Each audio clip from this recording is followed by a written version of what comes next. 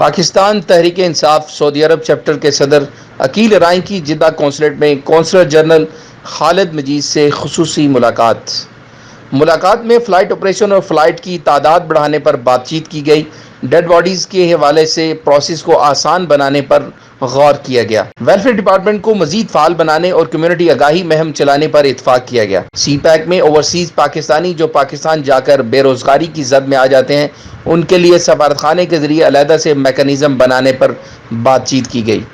आखिर में वज़ीर ख़ारजा शाह महमूद कुरैशी और ओवरसीज़ मिनिस्टर जुल्फ़ी बुखारी से लाइव कॉन्फ्रेंस में सवालात और जवाबात पर तफसीली बातचीत हुई और जो मसाइल उठाए गए थे उन मामलात को भी ज़ेरे बहस लाया गया।